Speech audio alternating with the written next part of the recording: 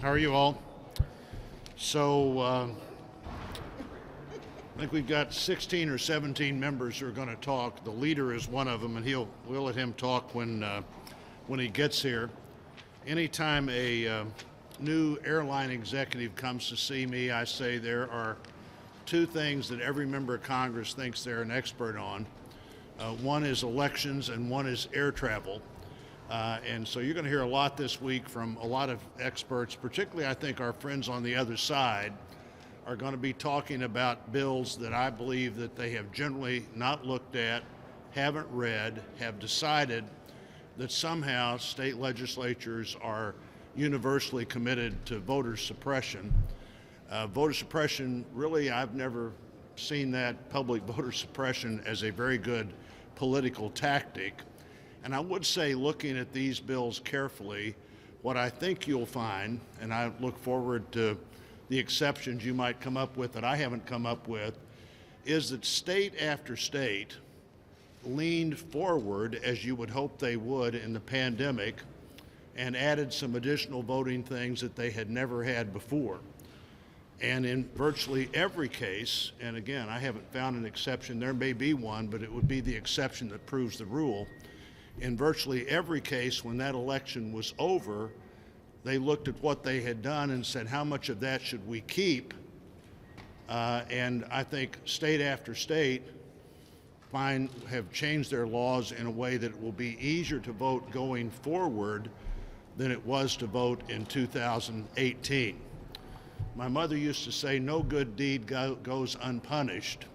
And what we don't want to do here, though we may have already done it, is teach the lesson, if you try to adjust to a momentary challenge, when you try to dial that back, everybody will assume that you're trying to do bad things instead of trying to save the best of the things that you try to do. And whether that's voting by mail or drop boxes or days of early voting, I think you're going to find that the bills they're going to be talking about this week generally have more of all of those than states like New York and Delaware and Connecticut, and we look forward to talking about that.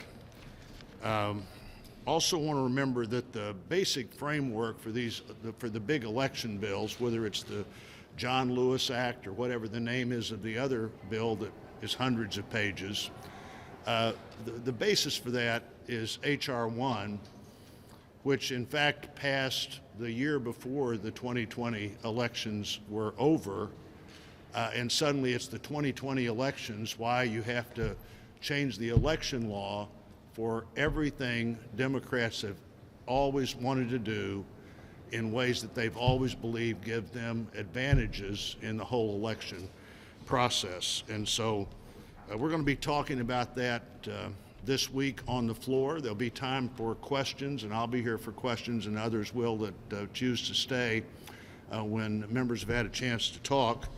But we're going to start with Mr. Brasso and then Mr. Langford, and there's a list right here that you all will follow. Well, the Democrats this week are focused on what they consider the number one priority for them. That's why they labeled the bill S1, H.R. 1. It is the Democrats' number one priority, and they are wanting to rig the rules of the Senate to get it passed. Now, that doesn't mean it's the number one priority of the American people. People across the country are concerned about things like inflation and COVID and crime in the cities and the crisis at the southern border. But for the Democrats, they think the number one thing affecting the country is they want Washington to take over elections in the United States. So what really is the most important questions? Well, Gallup had a recent poll on this. And what Gallup says is the number one issue is economy, poor leadership at the federal level, COVID, immigration, and this issue of election reform, that came in at number 23. It was only an asterisk in the Gallup poll as an issue of concern for the American people, when the American people know what's of concern to them. So Senator Blunt mentioned local election officials. I've heard from our Secretary of State, Ed Buchanan, And let me just share a few of the things that he says about elections. And he says, number one, I'm writing to oppose and express my opposition to the Democrats' attempt to federalize our elections. He goes on and says, Senator Schumer's statements are offensive on their face, suggesting that Republican-led state legislators pass laws designed for the purpose of voter suppression, he says, is slanderous and is a political lie to the American people. He said, interestingly, in Senator Schumer's home state of New York, they are moving forward in some jurisdictions with plans to allow non-citizens to vote. Based on this, he says, it is clear that Democrats want to change the rules whenever they think they can gain an advantage at the polls. He goes on, this is right in line with their wish to change the filibuster rules in the U.S. Senate. Because the Democrat agenda does not resonate with everyday working Americans, they must resort to less than honorable tactics. They do not seem to understand that it is their misguided policies, giving catalyst to rising energy and food costs, that are their biggest impediments to election, not Republican state legislatures that want to protect election integrity. And to me, that's what it's about: ballot integrity, ballot accountability, ballot security, and that's what we're here fighting to defend. Well, in the past 6 years, Democrats in the Senate have filibustered bills and nominations 589 times.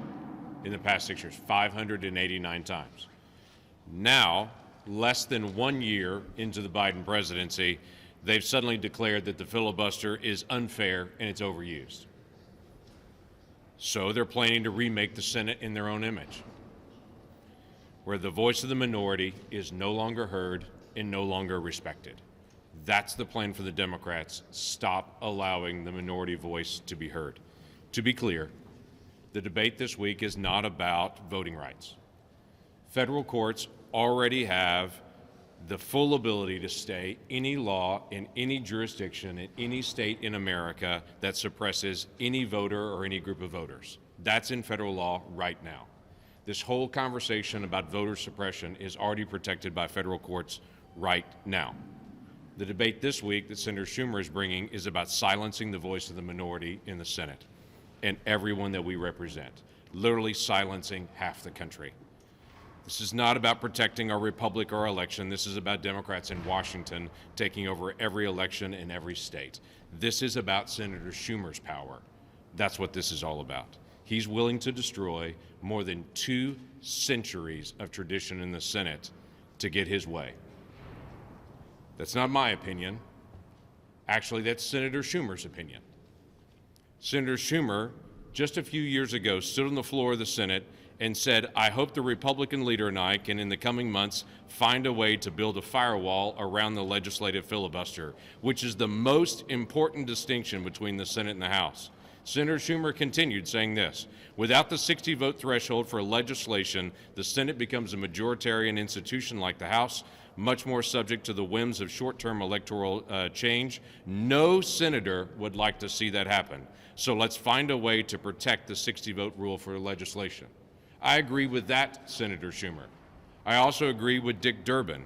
When in 2018, Dick Durbin was asked about the legislative filibuster, and he said, I would tell you it would be the end of the Senate as it was originally devised and created, going back to our founding fathers. I also agree with the 27 other Democrat senators that wrote a letter to Mitch McConnell and to Senator Schumer in 2017 asking for there to be no changes in the legislative filibuster.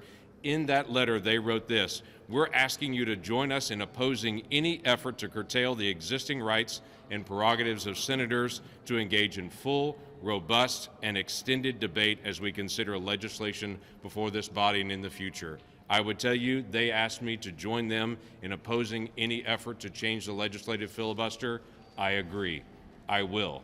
And that is completely my plan to be able to do that. We will not allow them to silence half the country. You're up, Ted.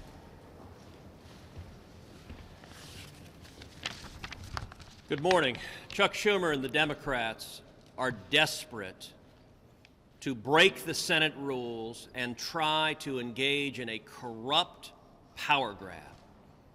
this bill that they're pushing, the Corrupt Politicians Act, would undermine democracy across the country. It takes laws adopted by democratically elected legislatures and subjects them to the arbitrary veto of politically radical, unelected bureaucrats at the Department of Justice.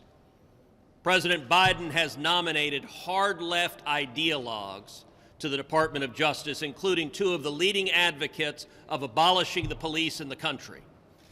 And what Chuck Schumer and the Democrats are proposing is putting those ideologues in charge of election laws across this country.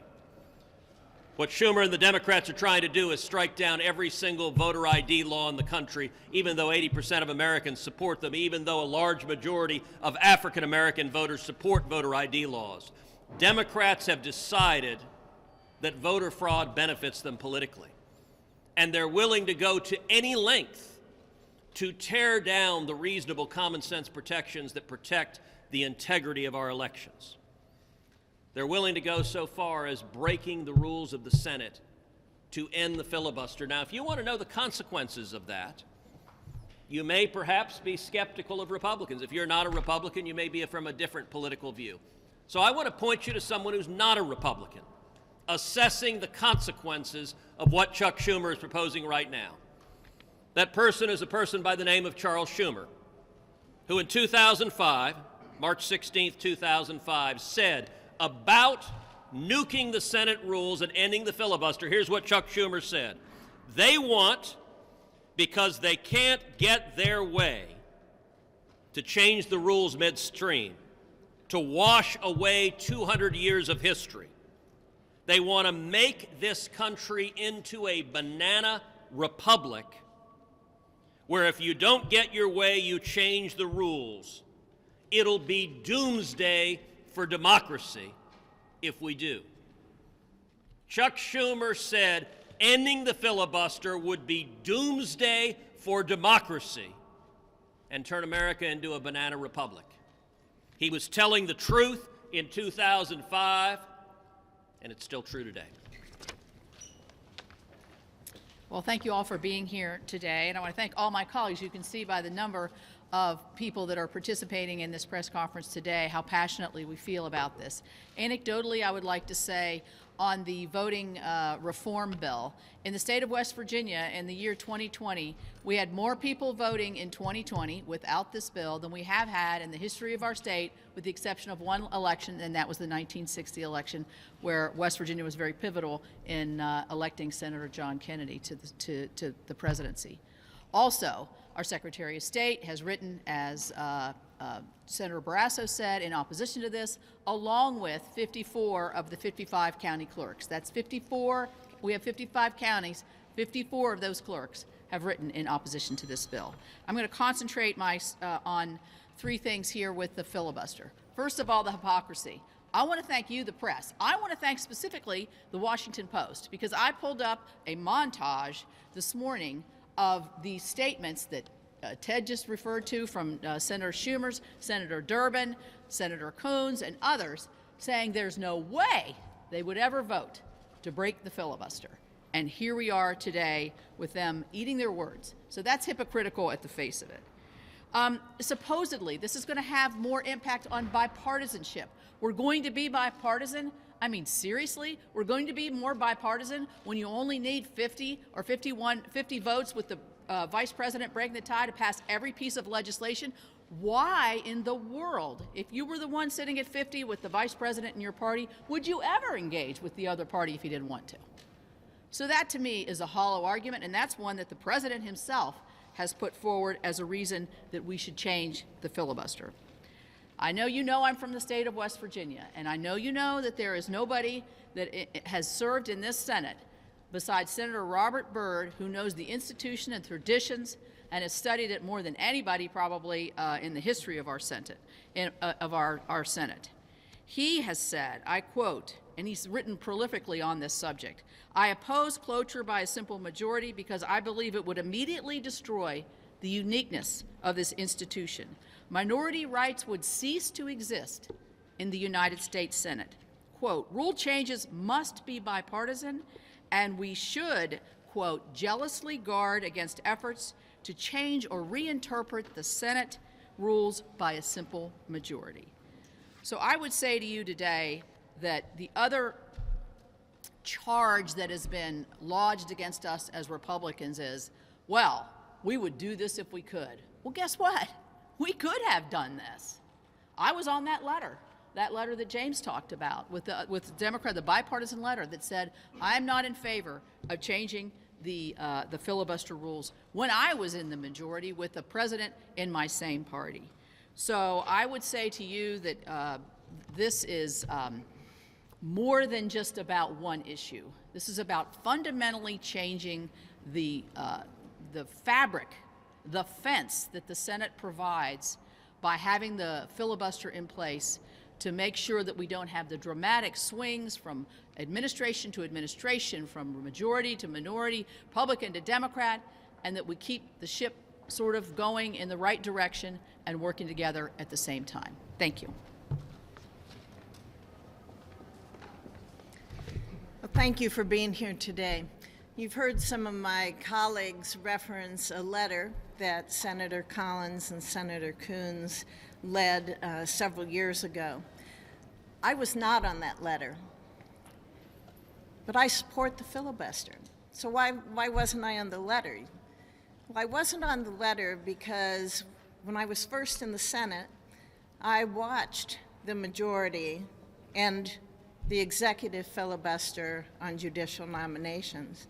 And I remembered what so many of my colleagues on the other side of the aisle said during that debate, how we didn't need the filibuster.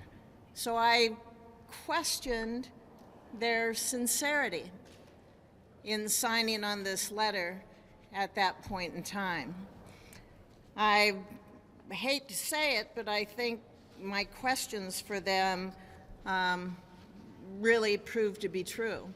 As Senator Capito said, we had the opportunity to end the filibuster when we had the White House and the Senate, and we didn't do that. We kept our word on it. The people who signed that letter kept their word on it, the Republicans, but we didn't see that from our colleagues. I'd like to quote one of my colleagues because I agree with what she said. Because this is the Senate and not the House, in referencing not changing the filibuster, it's not just majority rule. There need to be more checks and balances.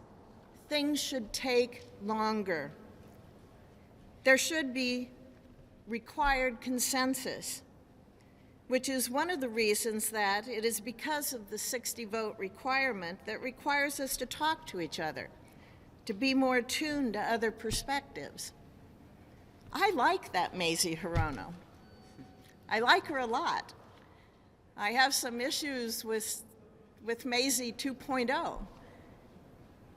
Let's go back to things that we said, to things that we meant, to things that we know to be true. The minority has rights. The Senate protects those rights.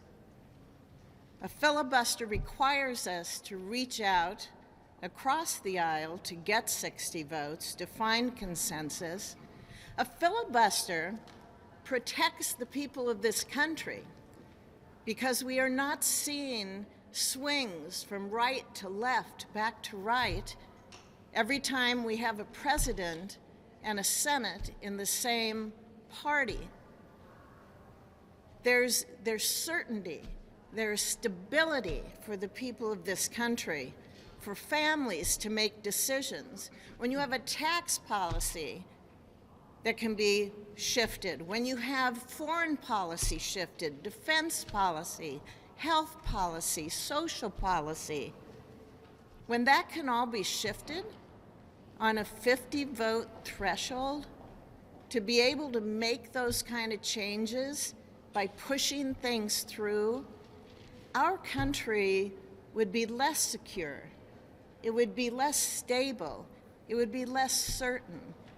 And that would, I believe, not only cause upheaval for the citizens of this country, but it would make our allies, our partners, also question just who we are as a country.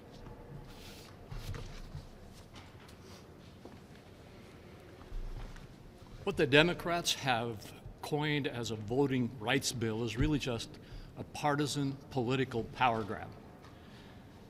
It's a bill that would circumvent and federalize our entire federal elections process, stripping the states of their constitutional authorities.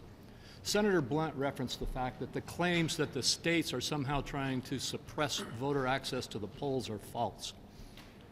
Idaho, as an example, is doing what Senator Blunt said the states across this country are doing, running their elections well and making sure that there is increased voter access and strengthened security at the polls. Idaho's implemented efforts to increase voter turnout, including same-day voter registration with proof of residence and no excuse absentee and early voting. Those are the kinds of things that are the truth that are happening around the country, not the claims about voter suppression.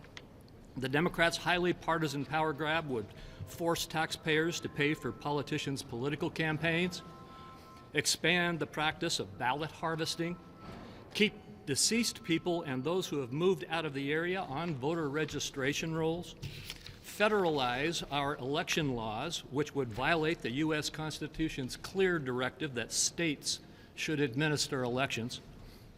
States are best equipped to implement and enforce election policies that protect the integrity and future of their elections.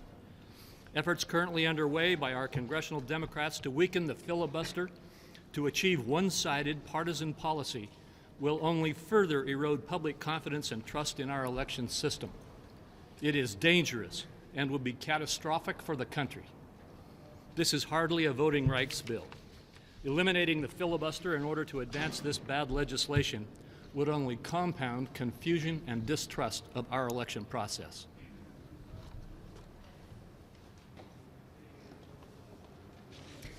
Thank you, everyone, for being here today. And again, if you can look across the spectrum of all of our colleagues here, you can see that these are very important topics. One, the federalization or attempt to federalize our election system by the Democrats, as well as using that as a tool then to remove the Senate filibuster. One, I'm a former county auditor in Iowa, which serves as the local commissioner of elections. And I can tell you through Iowa's efforts through the years to update and modernize our elections laws has only created greater voter participation with every election. It is not an attempt to suppress the vote, and it goes directly against what Democrats are saying. Now, for the filibuster, for years, actually for decades, our Democratic colleagues have been strongly opposed to what we call blowing up the Senate, because that's in effect what it would do. And Chuck Schumer had said that if we get rid of that 60 vote requirement, it would be, quote, doomsday for democracy. Then Senator Joe Biden said the nuclear option, quote, is a fundamental power grab for the majority party. What has changed, folks? Fast forward to now, and these same Democratic leaders are the ones that are now singing a far different tune. And folks, that's exactly what I call the filibuster flip-flop, okay? So maybe we'll see Chuck Schumer and Joe Biden wearing a pair of these around the Senate floor or the White House, okay? The filibuster flip-flop. So please tune in. Many of us will be speaking about this on the Senate floor as well. So for all of our friends here in the media, I mean, we've done the work for you. We have gone back, we've provided you with the quotes from our friends and colleagues across the aisle. So what's going on right now that it's no longer a doomsday for democracy? Is it not a fundamental power grab any longer? I would love to see those headlines explaining their statements away. So you and I both know that nothing has changed. The only thing that has changed is who's now in control, who's the majority party. So previous statements no longer apply. Again, the filibuster flip-flop. And if they do get their way, folks, we know that the Senate and our country will never be the same.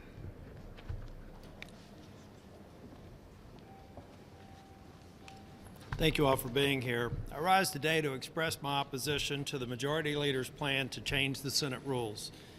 It would open the door wide for a filibuster to be eliminated for all legislation moving forward. The bottom line is very simple. The ideologues in the Senate want to turn what the Founding Fathers called the cooling saucer of democracy into a rubber stamp of dictatorship.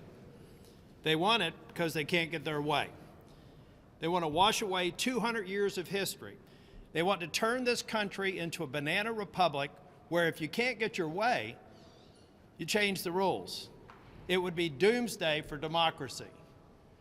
Verbatim comments from Senator Chuck Schumer. What's changed? I was one of the 61 people that signed the letter after on 30 different occasions, President Trump called for nuking the filibuster when he was in office. I signed that letter at a time when it was hard, but I did it because I care about the institution of the Senate and the thing that makes our body different from any other deliberative body in the world. 32 of my Democratic colleagues signed that same letter. 27 of them are still here. I would ask them what's changed. I would ask them if they agree with Chuck Schumer that doing so would turn us into a banana republic. We need to fight this and preserve the institution of the Senate. It's more important than any pressure that they could be getting from anyone, including the President today. And I would urge my colleagues to go back and reread that letter and ask themselves what's changed and protect the Senate. Well, I think everybody here has heard the hypocrisy on the filibuster from previous statements by Joe Biden, Chuck Schumer, and many, many who signed the 2017 letter. The Democrats' response, as we all know, is something along the arguments of this. Well, the legislative filibuster must be nuked, even though they've made statements otherwise, because American democracy must be saved from Republican state legislators and Republican members of Congress and their so-called Jim Crow 2.0 schemes. That's really the heart of the argument. There's an unstated, and really, listen to them, an even stated moral superiority in their argument that on voting rights laws, Democrat states are doing good and Republican states are doing bad, even racist motives. So is that true? This is a really important question. Is that true? Now, I don't assume to know other states. And by the way, most of my colleagues don't know other states in terms of their laws. But I do know my state, the great state of Alaska. And here are the facts about my state, a Republican state, in 3 critical areas of voting rights. Critical: automatic voter registration, no excuse absentee voting, and early in-person voting. Alaska voting laws are significantly more expansive than voting laws in New York, in Delaware, in Connecticut, in New Hampshire, in Massachusetts, just to name a few. Those are the facts. So are those states Jim Crow 2.0 relative to my state? By Joe Biden and Chuck Schumer's reasoning, they are. So here's an important issue for all of you. The next time the president, which I'm sure he'll do today in Georgia, or Schumer or other Democratic senators preen with their moral superiority on the issue of voting rights as an excuse to nuke the filibuster, ask them this simple question: why can't their states measure up to a Republican state like Alaska on key voting rights issues.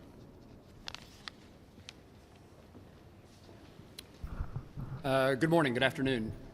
I oppose the voting rights H.R. 1 legislation and have spoken adamantly about my views on the Senate floor. I would highlight that the framers, the founders of our nation, through the Constitution, knew that voting rights were so important that constitutionally they gave the power to administer those laws to states across the country. It would be a terrible mistake for the nature of our democracy to federalize those laws. Today, I'm most concerned about the potential change in the rules of the United States Senate.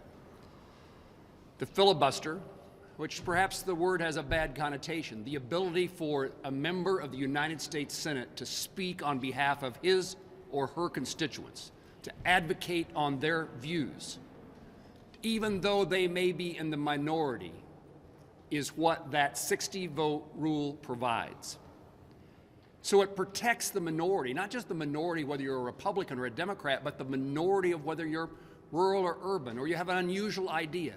It allows every senator to have the opportunity to garner more information, to seek out the sponsors of the bill, to have a conversation, to pull people together before we decide to proceed on legislation. It protects a member of the Senate who represents a minority view or needs additional information before agreeing to proceed. But it does more than that. It forces us to work together. I long for the days in which Republicans and Democrats, members of the United States Senate, regardless of political party, work with each other. The rule requiring us to pass legislation, to proceed to legislation by 60 votes, requires that. Secondly, it makes the ups and downs of an election, it evens them out. We saw the passage of a tax bill during the last Congress with a different administration, and an attempt to pass a new tax bill in this new Congress with a new administration. We're still figuring out what the old tax code says, and if we can change the laws, whatever they are, whatever the policy is, with the change of an election, then we create such uncertainty that it's difficult for people to predict what's going on in their lives, whether to buy a house now or is the tax law going to change. The uncertainty is damaging to our economy. It also is important that the filibuster remain in position because we need desperately for a Congress. Article 1 of the Constitution created a legislative branch, and because of the divisions that exist between parties within the Congress, we are unfulfilling. We are not fulfilling our responsibilities for one of the greatest threats to our liberties and freedoms that Constitution guarantees. Republicans and Democrats, members of the United States Senate, regardless of political party, should be working together to make sure that the legislative branch is the legislative branch and that we have not conceded. We have not ceded to the executive branch all the powers and authorities through executive orders and other mechanisms by which the executive branch now operates. Remember the days when Republicans and Democrats would band together in opposition to any administration, whether it was Republican or Democrat, intruding upon our authorities. That's missing today, and again, the filibuster should bring us together, not pull us apart, so that we can stand up for something the framers of the Constitution understood, that an executive branch, a president, regardless of what their intentions are and regardless of their political persuasion, continue to erode the powers of the people through the legislative branch. Freedoms and liberties are protected by process, by the Constitution and by the 60-vote rule in the United States Senate. In the absence of those, in the circumstance in which those are eroded, the personal freedoms of my constituents and all Americans are disappearing. Thank you.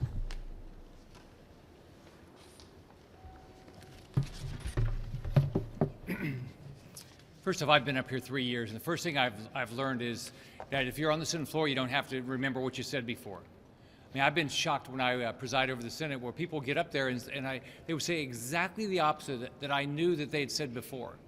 And that's exactly what's going on here. This is not about elections. This is, well, it is about elections. It's only about Democrats winning elections. It's not about improving elections. I'm from a state that we have early voting, we have absentee voting, you can vote on election day. We want to make sure people vote, but you shouldn't be able to violate the sacred right of voting. Nobody's vote should be diluted by somebody that doesn't have a right to vote. So we've talked about a lot of things that people have said. This is Joe Biden when he was in the Senate. The Senate ought to not act rashly by changing its rules to satisfy a strong-willed majority acting in the heat of the moment. That's exactly what this is. Chuck Schumer is scared to death of his primary. He's doing everything he can to make sure that AOC does not run against him. He's going to go as far to the left as possible, and he's mad that he can't get this done with 50 votes. We're going to do everything we can to make sure the filibuster lasts because it's good for the American public.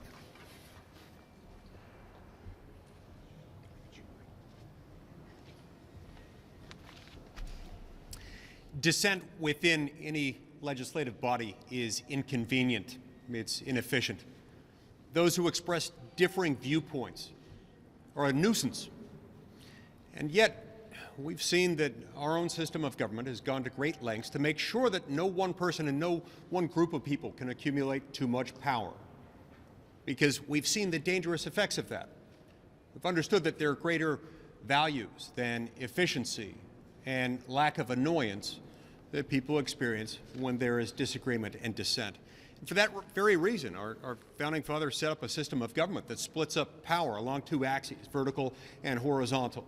Along the vertical axis, we have federalism that says that most of the power is actually supposed to be left with the states and their political subdivisions. A few specific enumerated powers are given to the federal government. And then it also separates power along a horizontal axis.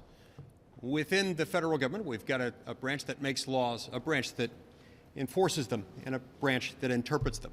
But within the legislative branch, our branch, it's split up even further, the House and the Senate. And then the Constitution goes on to say that each of those houses will have the ability to make their own rules. The Senate rules echo what's found in the Constitution. They echo it by making sure that no one group of people and no one person can accumulate too much power, even when they have a simple majority behind them. That's because so highly do we value dissent and the benefits that it brings to society that we want to protect it. So these Senate rules, while not directed by the Constitution themselves, were promulgated pursuant to constitutional authority, and they reflect the very same values. What the Democrats are trying to do right now is to undermine each of these things. They're undermining this principle of federalism, as I described it a minute ago, by taking powers that don't belong in the federal government, that do belong in the states, and thereby depriving the people of each state the ability to make their own laws as they deem fit. They're also trying to suppress the Senate rules, to undo them, because they're inconvenient, because dissent is difficult, and disagreement can be a nuisance. This is exactly why we need to stop them from doing this. Look, it's been noted a few times here that a number of us, most of us, stood up aggressively amid calls within our own party a few years ago to say no to nuking the filibuster, because it's not right. It's not something that's going to lead to a good outcome. Something that's going to lead again and again and again to a whiplash, a back and forth, further uncertainties in the status of the law if we were to undo the filibuster. And if we were to break the rules of the Senate in order to change the rules of the Senate simply because we couldn't get enough support to change them consistent with the Senate rules, we'd be doing great danger, not just to the Senate as an institution, but to the interests of the American people. They know that. What's so strong is their push and their desire to ram through a radical leftist agenda that they're willing to ignore these features of the Constitution and the interests that have come to be embodied in the United States Senate. Look at what we're facing today. In the House of Representatives, constituents can't even get in to see their elected representatives. They can't even get in there. And now in the Senate, they want to silence our dissent within that body and break the rules of the Senate in order to change it, in order to shove through bills that would fundamentally change the balance of power within our republic ordained and established by the U.S. Constitution. We've heard other material quoted from Senator Schumer. I'm not going to rehash the same quotes, but I am going to give you another quote that I don't think has been mentioned today and that hasn't gotten a lot of airtime, something that I think is especially poignant for our discussion today. Senator Schumer said that the filibuster was one of the, quote, checks and balances which have been at the core of this republic, checks and balances that say that if you get 51% of the vote, you don't get your way 100% of the time, close quote. That's especially telling here. He doesn't even have 51% of the votes in the Senate. This place is split 50 to 50. Look, he foretold that these checks would be evaporated by the nuclear option. He was right then. And he was right then to say that this is what we call an abuse of power. He should take his own advice, and he should stop this now.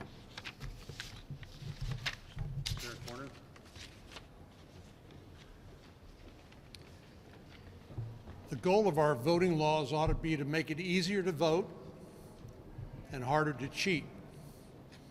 He asked the American people what they think about our voting laws, particularly in the November election just passed. The Pew organization, a nonpartisan polling organization, polled the American people, and they said 94% of them said it was easy to vote. 94%. I dare say you can't find any other topic on which 94% of the American people agree. But they agree that 94% said it was easy to vote.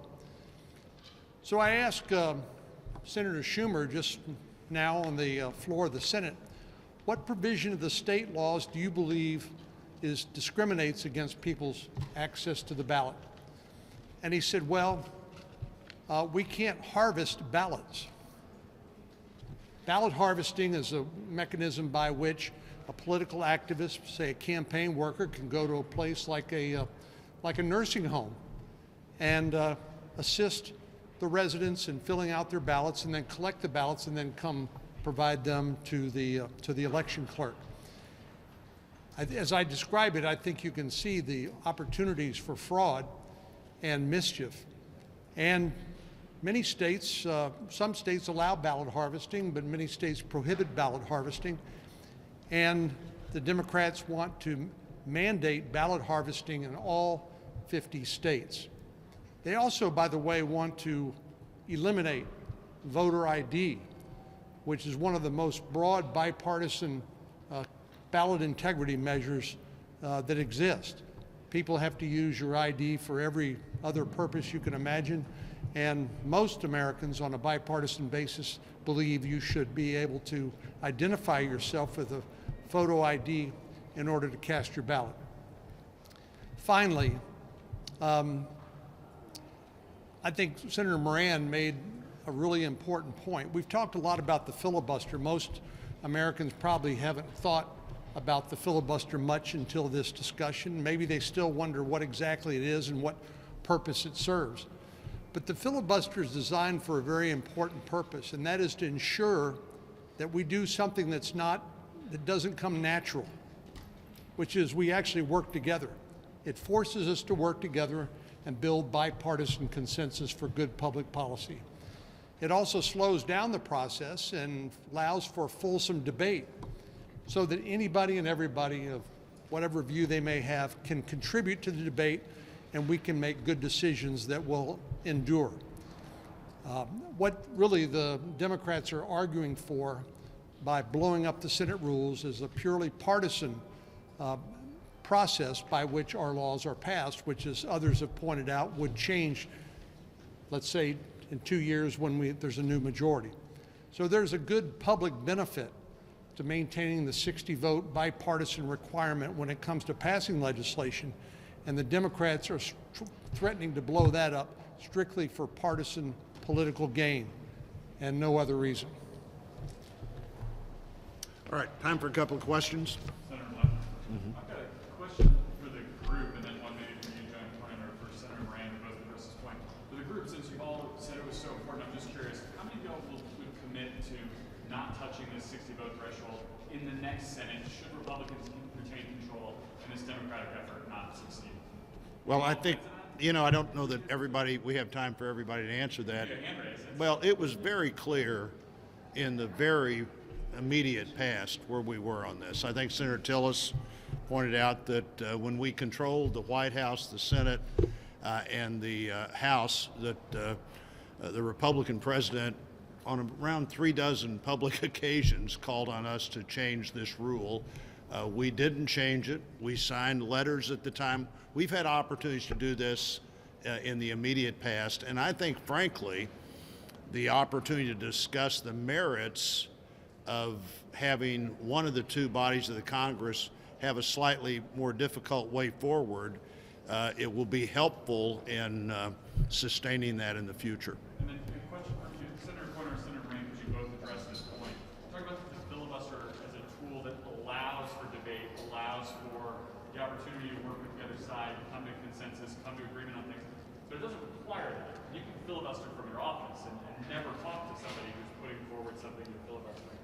Should it require you to have those kinds of conversations in some format that you're saying it allows you? Senator Corner? Well, yes, there's a lot that happens here in the United States Senate that doesn't happen on the Senate floor. We're constantly talking to one another, eating meals with one another, talking to each other on the phone, sending text messages to each other. So there's a lot of different ways to communicate these days with your colleagues and to try to identify what the problems are that they have concerns about. You can hotline a bill. People can impose holds. Then it gives you an opportunity to identify who the senator is who has objections or changes that they want and to negotiate those.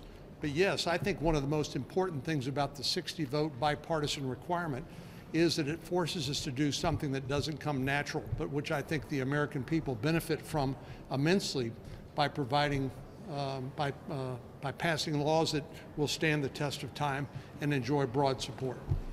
Senator Brand, do you want to add anything? Yes. Senator, setting aside the 60-vote threshold, which I understand is a very touchy subject, I've had conversations with a number of senators over the years, including some who've spoken today, who are not happy with how the Senate operates. We hear that from both parties. Is there a circumstance where you think it would be appropriate to talk about the rules, the notion that there's fewer amendments voted on, that there's more one-person holds on nominees, all of these things that contribute to the frustration of individual senators? When and where can you talk about it? Debate it? Well, one, I think the senators are the problem, not the rules. Two, I also think if you're going to change the rules, that change should be focused on the long-term functioning of the Senate, not temporary partisan advantage. For instance, in 2016, when I was the chair of the Rules Committee, our whole conference had a conference discussion on the Republican side about would we generally be supportive of a rule change to take effect in the new Congress that would eliminate the 60-vote threshold to get on a bill. And we decided we would. I went to Senator Schumer, who was the ranking member of the Rules Committee. I said, here's a proposal we think would help if we got on bills, but we understand you'd be reluctant to do it now, so we're prepared to change the rules now to begin in the next Congress. When Democrats start making proposals like that, I think you'd have a reasonable reason to assume that they're interested in the long-term functioning of the Senate rather than the short-term advantage of the moment. And I don't hear any of that discussion going on. Yes? Thanks, Senator. Are you making a distinction at all between the filibuster as a general 60-vote threshold and then carve-outs for specific issues? And if you all are committing now not to supporting any change in the filibuster, does that also mean not supporting any carve-outs whenever you may have? Well, on the topic of the carve-out, I agree with Senator Manchin on this. He says when you start carving the turkey, you eventually eat the whole turkey. I'm not sorry I'd say it exactly that way, but I think when you make one exception, then every other thing is suddenly not as important as that one exception. The federal government taking over state election laws, not as important as the environment. The federal government taking over state election laws, not as important as how you deal with the pandemic. I just don't think it works. Frankly, I think it's pretty hard in a parliamentary question to change it with a one exception anyway. And even if you could, I'm convinced that that exception wouldn't last, and that's exactly what Senator Manchin said last week, that he didn't think any exception would last, and I don't believe it would either. Maybe the last question. Yep. One is just for Senator Cruz. I didn't see you raise your hand when asked if you would keep the 60-vote threshold. Should you be in power? Are you going to commit to keeping it? Well, this is actually an issue on which I've changed my mind over the 10 years I've been here. When I first arrived, I was adamantly opposed to changing the filibuster. The last few years, I was one of the people on the Republican side who changed my mind and said I was open to changing the filibuster. Why? And what I said publicly is I said the reason I'm open to changing it is I think the Democrats, when they get power, will do this. They will ram it through. I've seen the radicals in their party, and I think they're going to ram it through. And if they're going to do it, I don't think it makes sense for only one side to do it and not the other. I can tell you I've had conversations over the last year with both Joe Manchin and Kyrsten Sinema where I've told both of them, I said, listen, you guys maybe are in the process of proving me wrong, and I'd be very happy to be proven wrong if y'all don't ram this through. I think the world is a much better place with the filibuster, with protection of minority rights. I think turning the Senate into a place where the majority can trample the rights of the minority is a terrible outcome. And the reason I have gone back and forth on this particular issue is I've seen the rise of the radicals in the Democratic Party, and it speaks volumes. There were, 27 Democrats who signed this letter saying they wouldn't change the filibuster? I would encourage all the reporters here, every one of those 27 Democrats, you ought to be asking them today, are you a hypocrite? You signed it when the Republicans were in power. Do you only support minority rights when you're the minority? You ought to ask every one of those Democrats, do you agree with Chuck Schumer that ending the filibuster is doomsday for democracy? And if Manchin and Sinema hold, and I hope and pray that they do, it will protect this institution.